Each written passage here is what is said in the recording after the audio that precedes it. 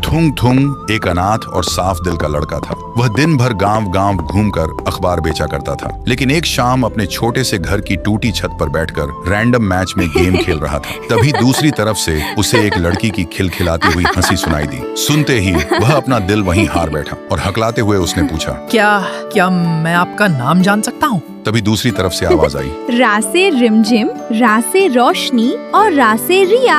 और तो थुंग थुंग शर्मा के बोला, त से थोड़ा सीधा, त से थोड़ा शर्मीला और त से थुंग थुंग। इतना सुनते ही रिया जोर से खिलखिलाकर हंस पड़ी और उस दिन के बाद दोनों दोस्त बन गए। लेकिन थुंग थुंग की बातों की सच्चाई और उसके सीधेपन ने रिया का दिल जीत लिया और देखते ही देखते दोस्ती मोहब्बत में बदल गई। दोनों मीलों दूर थे पर दिल हमेशा करीब थे। पर एक दिन रिया रोते हुए बोली, थुंग थुंग, बस अब और इंतजार नहीं होता, मुझे अपने पास ले चलो ना, मैं तुम्हारे बिना और जी नहीं सकती। रिया की ये बातें थुंग थुंग के दिल में सीधे उतर गईं। लेकिन फोन रखते ही उसे अपनी असलियत नजर आ गई। उसके पास न अच्छा घर था न नौकरी। तभी उसने खुद से ही कसम खा ली, मैं अपनी रिया को एक दिन रानी बनाकर ही लाऊंगा। और उस दिन के बाद वह सुबह होने से पहले ही अखबार बांटने निकल जाता और आधी रात तक बिना रुके मजदूरी करता। लेकिन इस दिन रात की मेहनत का असर उनके रिश्ते पर पड़ने लगा। अब थुंग थुंग के पास रिया से बात करने का वक्त ही नहीं बचता था। इसलिए रिया को लगने लगा थुंग थुंग उसे नजरअंदाज कर रहा है। फिर एक शाम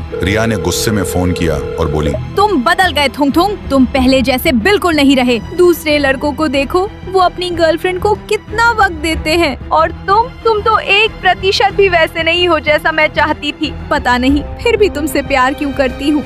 इतना कहते ही रिया ने गुस्से में फोन काट दिया और उसी पल थुंग थुंग का दिल छलनी हो गया। वह वहीं टूटकर बैठ गया और खुद से पूछने लगा, मैंने क्या गलती की? मैं तो सिर्फ उसके सपने पूरे करना चाहता था, फिर मेरे साथ ही ऐसा क्यों हुआ?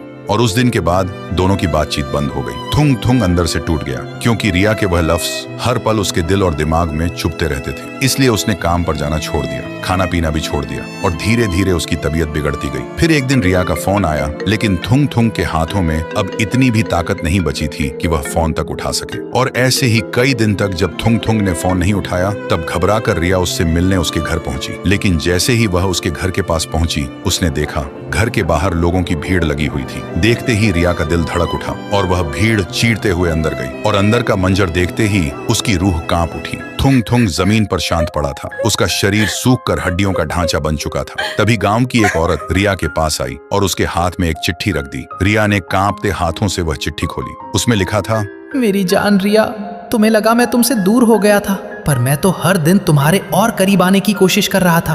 काश तुम मेरी खामोशी समझ पाती। मेरी पूरी दुनिया सिर्फ तुम ही थी। खुश रहना, तुम्हारा थुंग थुंग।